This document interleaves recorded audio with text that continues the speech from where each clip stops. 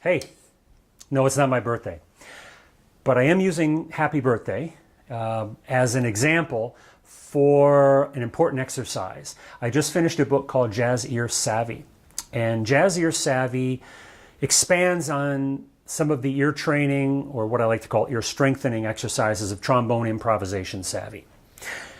I've created a bunch of new exercises and I've come up with some interesting ideas here, and I want to float one by you right here on this short video.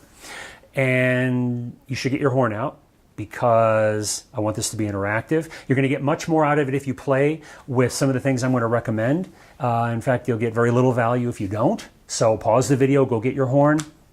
If you're watching this and you're outside of your studio or you can't play, get the video out later and play it. So the first exercise I want to give you, though, is not with the instrument. And what I want you to do is I want you to sing or hum or whistle or conjure up in your mind anything but the instrument, playing Happy Birthday, and start on this note. Right? So go for it.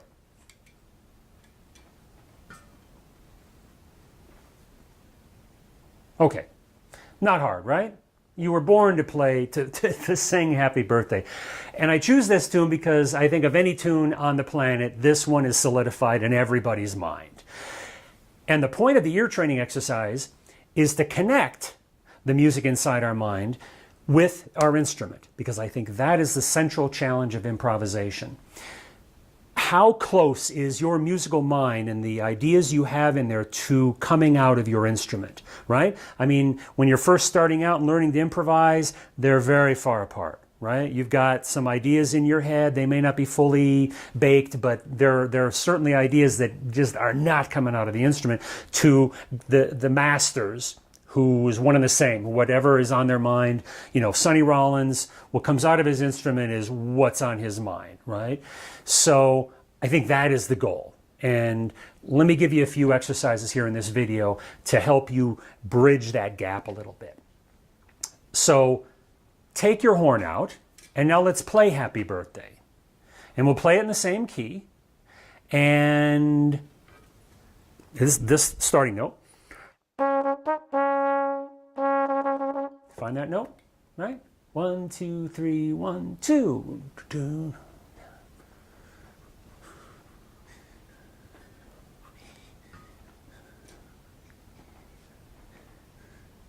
Okay, sorry about my crappy conducting, but I was just trying to do something while you played.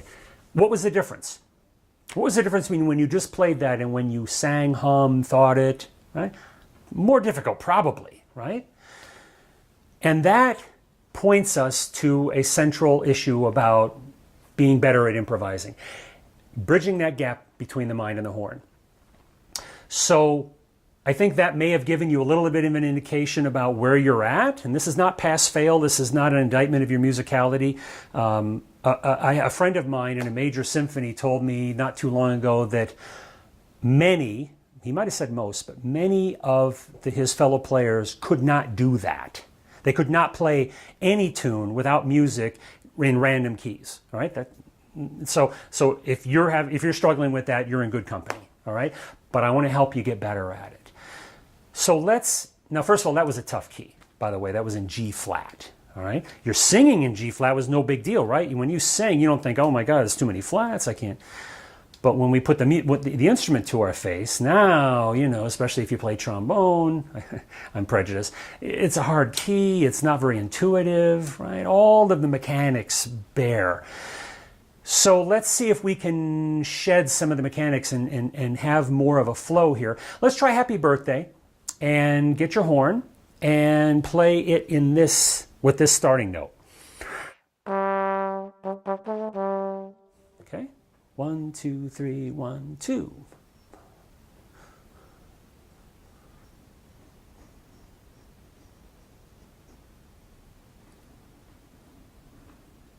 All right. Again, if you couldn't keep up with my crappy conducting, it just means that it's not quite as intuitive as you want it to be, right? And especially if you were in a place where you're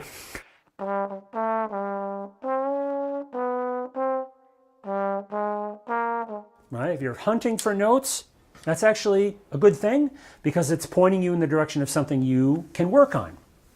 Now, if that was too simple, let's try and complicate it a little bit. I'm going to give you a few further complications here to take with you.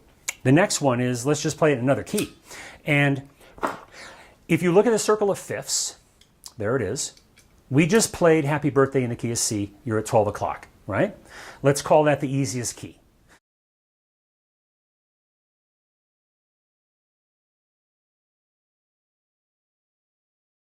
The further toward the top you are, theoretically, the easier the keys are, although guitar players, they don't have a problem playing in E. Trombone players, I can tell you that it's not the most intuitive key, nor for, I think, any horn, right?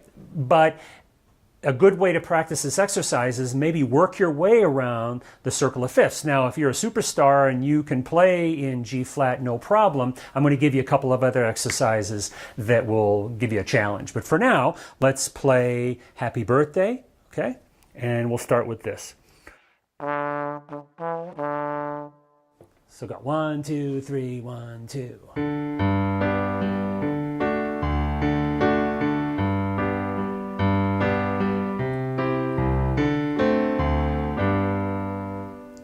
And I'm conducting you because I want to move through it fast. First of all, I feel like a dope just sitting and doing nothing on the video. But again, I'm pushing you just to get it flowing. And again, if it's not flowing, congratulations, you learned something about your playing. If it did flow, move your way around the circle of fifths on the right side and on the left side. Let me add a little complication to it. So you just played with the harmony. What happens if you play the melody in a different key than the harmony? And we won't go too crazy because, again, the further away on the circle of fifths you get, the more obtuse the harmonies become. But the benefit of that in this exercise is it forces you to even be more solid with the key of the melody. But let's go back to our key where our first note is this. Okay, we're going to play that, but I'm going to play a slightly different harmony using 1, 4, 5. I'm going to go a click to the left on the circle of fifths. All right, it's going to sound a little odd, but it still works. But let's see if you can stay on the straight and narrow with the melody. All right, so 1, 2, 3, 1, 2.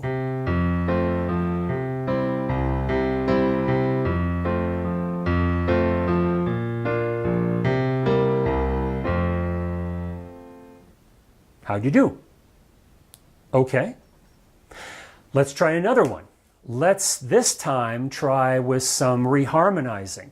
I've done a little bit of reharmonizing, kind of a la jazz changes for Happy Birthday. Let's see how this works out. Let's play it in another key. Let's move our way down the circle of fifths and let's start our Happy Birthday on this note.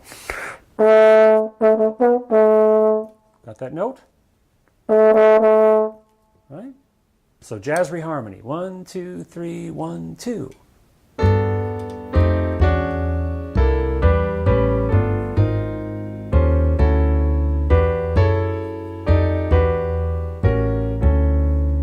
Different, right?